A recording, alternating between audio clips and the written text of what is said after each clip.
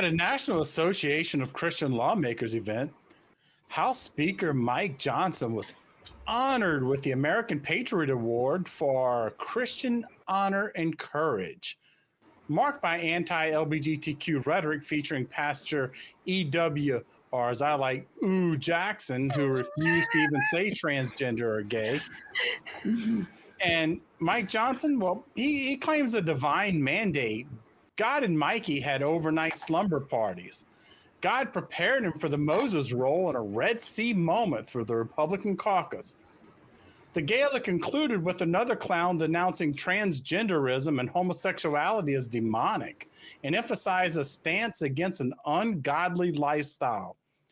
Moses Johnson is in the house, literally.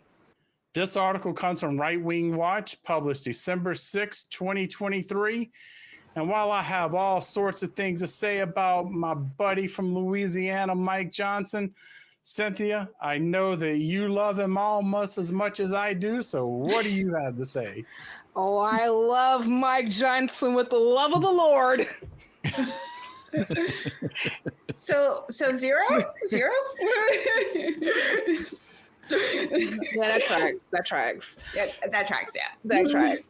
So, is anyone concerned about the Speaker of the House of the United States is waking up in the middle of the night hearing voices, or is that just me? Yep. Yeah, that's where I went. He needs to contact the Secular Therapy Project. Yes, he might even need medication. I'm just saying that concerns me. I mean, it makes sense that the National Association of Christian Lawmakers would choose Mike. I hear Jeebus in my heart, Johnson, to receive the American Patriot Award. Hosha! For Christian honor and courage. Glossalia. Now, my lovely co-host. Hand me yours. We lost Helen. My lovely co-host will already speak on how the night began and how it ended with anti-LGBTQ rhetoric from Pastor E.W. Jackson and evangelist Drew Womack that only showed up. Actually, they only really showed their ignorance and translated it to hate. And this is exactly how bigotry works. But since everyone else has exposed this, or they're going to expose this, and also the delusions of midnight dialogues with the Lord that Mike Johnson had, I think it's important actually to remind our audience of what the Christian Lawmakers National Association is. I said that completely dyslexia backwards. The National Association of Christian Lawmakers. The NACL was started by an ex-Arkansas congressman and resident bigot and racist Jason Rapert in 2020. Emphasis on resident bigot and racist. On his website, it states that he sponsored the first pro-life heartbeat bill to ever pass into law in the nation on March 6, 2013. Passed the Arkansas Ten Commandments Monument Act in 2015, and also was the lead sponsor of the Arkansas Unborn Child Protection Act of 2019, which ultimately banned all abortions in the state of Arkansas except to save the life of the mother in a medical emergency in 2022 when it went into effect. As we all know, that any and all banning of abortion bills, if you want to say except when the mother is actually in jeopardy, means a pile of horse shit. On to the members of the NACL. The NACL member, Brian Hughes, who served in the Texas legislature, led the passage of the SB 8, the bounty hunter bill that all but outlawed abortion in Texas by allowing private citizens to sue women who terminate pregnancies after 6 weeks and their doctors in civil court. $10,000 fine. You guys remember that? We talked about that before. But by the time that the bill passed in Texas in September 2021, it had been adopted by the NACL as a model legislation. And the reproductive rights group, the NARAL, later tracked copycat legislation in more than a dozen states. And Rapert takes the actual substantial credit for that spread. And in the quote on their website, actually, the NACL was the first and only para-legislative organization in the country to adopt Texas methodology as model law. And Rapert actually shared the NACL's top priorities, including to to block radical LGBTQ indoctrination in our public schools and to halt radical transgender ideologies and irreversible genital mutilation of our children. Basically saying kids are getting sex changes, people. We gotta stop that. I just like to really say quickly, no, they are not. Moving on. Now, I think it's sweet, Cynthia, that you think it matters. The facts matter, but okay, yeah, go ahead. Yeah. You know, you try. I'm an You idealist. sweet summer child. Yeah, I'm an idealist. I know, right? Like, you know, I may want to talk about facts over feelings, but no one cares. No one cares. But now his organization gives to the fucking Speaker of the House, who likens himself to Moses. Y'all should read about that guy. He was not a great guy. I just want to tell you that Moses was not a great guy. The Patriot Award, and says to him, this is what Jason said to Mike. He said, "It's very obvious to see that you are one of us." Now you have a one of us third in line to be the president and presiding over bills to get passed to possibly become laws. That is fucking scary, as I say this with a smile on my face. I'm smiling through the scaredness. I really am. I'm smiling through my fear, people. And I hate to leave 2023 scaring the shit out of our audience, but according to the comments, we have folks that actually think that Mike Johnson's and Jason Rapert's and Pastor E.W. Jackson's and Evangelist and Drew Womack's of the world is just fine. Well, let me tell you, they are not. And I know that these folks get a hard-on with the very thought of Levitical law becoming the American way. But if you all who say you want this would read your fucking Bible, thank you, Richard Gilliver, and see what that shit really is, you would not. Cross. Yeah, I think you and I picked up on a lot of the same elements here. So I made a few notes. I'm going to go through them, but I'm right on board with you. Just to remind us what this is really all about, I wanted to quote a sentence or two from the article. Quote, "The tenor of the evening was set by far-right anti-LGBTQ Pastor E.W. Jackson, who used his I'm here a cowbell, and we need more cowbell. We need more cowbell. Who used his time at the podium. Who used his time at the podium to declare that he refuses to use the words transgender or gay, as Infidel pointed out, because he said, quote, "To be gay means to be happy and to be joyful or to be carefree, and there is nothing happy, joyful, or carefree about being a homosexual in rebellion against Almighty God," right? So that's what this is about. This is about, as you said, him being one of us, i.e. Christian nationalists. I want to enact laws to prevent people from being who they want to be, who they naturally are. I want them to be what I want them to be. That's what we're dealing with, right? It reminds me of Handmaid's Tale. I don't know if you've ever read the book or seen the series. There was a shocking scene to me as an attorney where they cut to a courtroom at one point, I think it's in the first season, and they talked about this person being found guilty of violating Romans 1:25. Like that was like, that's the courtroom scene. And that really drove it home to me. Like that's really you mentioned them getting a hard on. That's what they want. They would literally love to find people guilty of this law or that law. Strangely enough, I'm pretty sure they don't want to be people to be found guilty of having tattoos or cloths of different types of fabric and all of Or those eating laws shrimp. that they don't like, or eating shrimp. Shrimp is right? delicious. Oh my gosh! So that doesn't Cognac apply shrimp to is us. a shit. Or if you're a mother against liberty having a threesome that's in Florida. Yeah. Tony So Shrimp.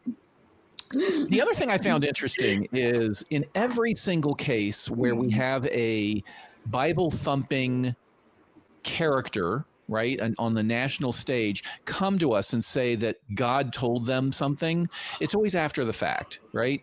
The only people who are stupid enough to say God told me X before the fact are the ones who don't care if their bullshit get called. The people who are predicting the end of the world for the 8,000th time that never happens, or televangelists who are trying to get you money. But the politicians, it's always afterwards. And that's what we had here. He said, quote, "The Lord impressed upon my heart a few weeks before this happened that something was going to occur. And the Lord was very specifically told me in my prayers to prepare, but to wait." But he didn't come out and say, the Lord has told me this. And by the way, this is really important. This is the most important message mankind could hear because this is coming from God. No, he just chose to say this afterwards, right?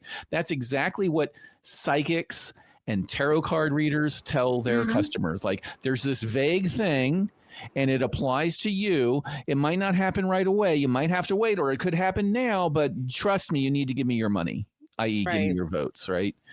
So I'm going to skip a lot of what I was going to say. You hit upon the real thing that I wanted to focus on in the end is if you go through everything he says, everything he claims, where as this event sort of started unfolding, God would wake him up in the middle of the night and he would write down these instructions.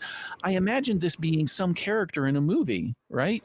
It was, if you saw a movie where a character heard voices telling him this type of stuff in the middle of the night, and this person scurried around and wrote it all down in crazy notes, you'd think he was crazy. That's the movie we'd be watching. I thought of, I'm going to age myself here. I don't know if everybody's ever seen the movie Buckaroo Banzai, but John Lithgow plays a mad scientist who writes things on the walls and all that sort of stuff. That's what we're dealing with, this sort of crazy, I'm going to write all this down stuff.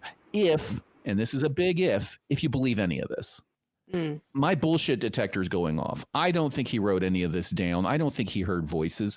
I think that maybe he had some sort of sense like, oh, let's go. We're on the road to the big time. And maybe he made some notes about his plans. But then after the fact, when he's speaking to these evil people who want to just repress everybody who's not of their own religion, that's when he unpiles the untestable claims of, oh, God told me this was going to happen. So I agree entirely with everything you said. I just sort of had to take my own stance on it. So if you ignore everything else they said, right, it is a call. In the end, they are calling for a big government to come in and regulate your private life.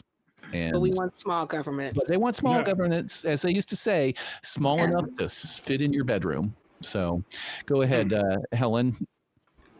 When you were talking about a crazy religious person in a movie, I just started thinking of John Doe and Seven. So that's where my brain went. Right. A little bit to the extreme, but not that far. So I'm just going to start with this. I am not against homosexuals, but it is not a godly lifestyle. And this is what Womack said. We don't have to stand up and say that they have a right to be this way. You have a right to practice pedophilia. You have the right to choose to try and change your sex.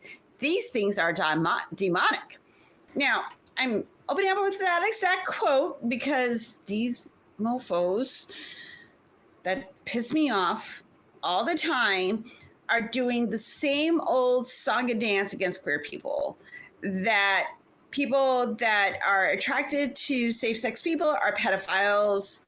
They are doing the most evil things, and now they're equating trans people within that group. Great. And he can make all the disclaimers that he wants, but he's a bigot. And David, the bigotry duck, is going to remind us because and like, he's not even quacking. He's just flat out saying it in very plain language, what a fucking bigot he is.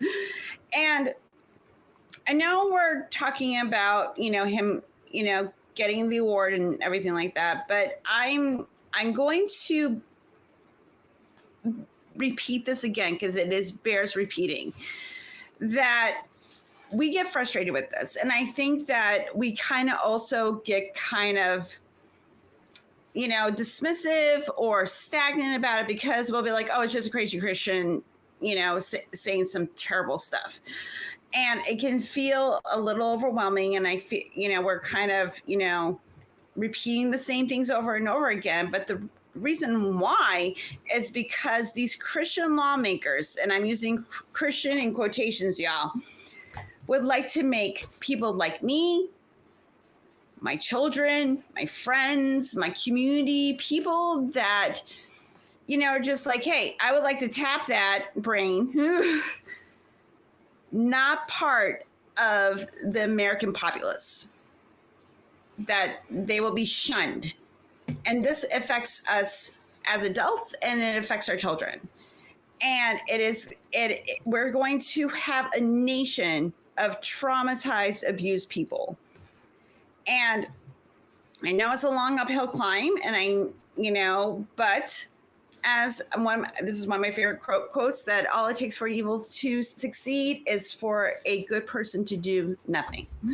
So I'm not telling you what to do, but do something. Just even standing up for someone that is marginalized and being treated cruelly, that's enough to show that you have enough kindness in your heart to take care of them. Because that's what I hope for 2024. If I'm going to tell anyone for, this holiday season, to leave them with some glimmer of hope, because I know things are a little bit of a shit show right now, to be kind.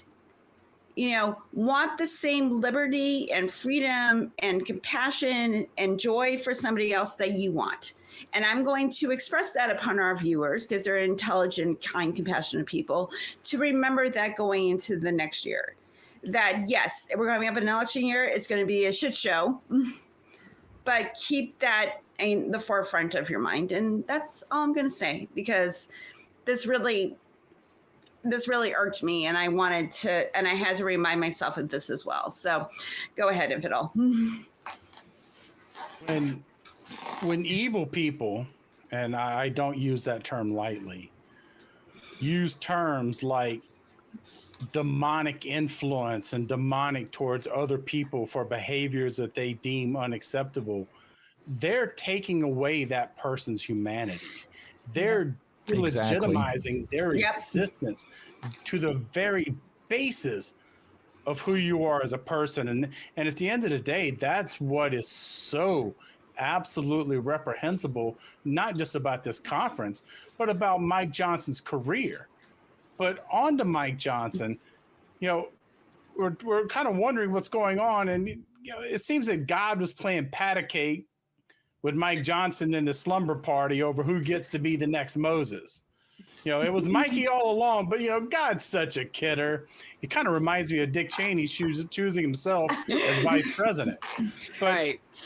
It is funny how God wants exactly what Mike planned for, but it always works out that way. It's so strange. So strange. Absolutely bizarre. Now, Cynthia, you mentioned Rapert being I think you said a bigot and a racist. Is that what you were trying to get across? I wasn't exactly sure, but yeah, he's a bigot and a racist. But I do believe I did say bigot and a racist. Yes, I think you covered that. Okay, good. All right. I just want to make sure that was covered. Now, Cynthia is usually very subtle. Don't just say what you feel next time. Now, Mike Johnson has a 17-year-old kid. I remember talking about him in his weird, creepy spyware, spy on your dad, spy on your family. Oh my God, I almost forgot about that. Very weird kind of situation. But I thought about the son, and I thought about Zipporah, Moses' wife. there's a part in the Bible where she circumcised her son and rubbed the foreskin on Moses to protect him from getting killed by God. Yep. You know, once again, God the kidder running around wanting foreskins and shit. You know, their son might want to move. He might want to move out sooner and later if they're having Moses fever, because that's not a safe place to be. He's not a good guy, guys. He's just not No, a good he's guy. I'm just going to point out the pot kettle thing. Again, we're talking about mutilating children's genitals. Yep. And circumcision is okay. Yep. And, you know, again, but you are right. Mike Johnson is a dangerous man. He wants a theocracy. You know, we talked about whether they're using the code words. Well, as Cross had said in it previously, that they're open about what they want. Mike Johnson, believe me, he wants a theocracy. It's what he's looking for. It's his goal. He wants to impose his religious views on the United States. Now, those are views that are not compatible with our current system. But once again, Across, as you mentioned, Handmaid's Tale, good book, good movie, messed up series too. All three, I'd advise check them out if not, because it seems so often it's almost like it's a roadmap for what they're looking for. They want to take this country apart with the Constitutional Convention. So, and all as we talked about the LGBTQIA bashing at the event. It's not just rhetoric. It's really what they want. This guy's made a career supporting sodomy laws, not just an abortion ban. He's a young earth creationist who has this weird covenant marriage with his wife where they're locked into it unless the other person is proven to be stark raving mad. And even then, only if in court. But at the end of the day, Mikey is a deceitful traitor to his oath of office, in my opinion. He's made a career on the backs of hurting other people. Now, having said that, I don't know what else I can say other than, Mike, I wish the absolute worst for you in this upcoming year. And for the rest of everybody else, though, I hope you have a great one. And Cynthia, I know you're going to take us out in style. Yes, infidel. I shall. I like to quote some lyrics because that's what I do. This time from not the Bee Gees, but from a Beatle. Imagine there's no heaven. It's easy if you try. No hell below us or above the sky. Imagine all the people living for today. Aha. Ha ha ha. Imagine there's no countries. It isn't hard to do. Nothing to kill or die for. And no religion too. Imagine all the people living all in peace. Peace. You may say I'm a dreamer, but I'm not the only one. No. I hope someday you can join us and the world will be as one. We are signing off from 2023, the nonprofits. We will see you in 2024 with more stories and calling out hypocrisy and hoping that no more koalas get chlamydia. 100% top priority. And those pandas need to have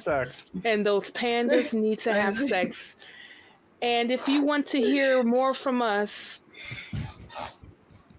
and thinking that you are a dreamer and closet pandas with $20.05, click here.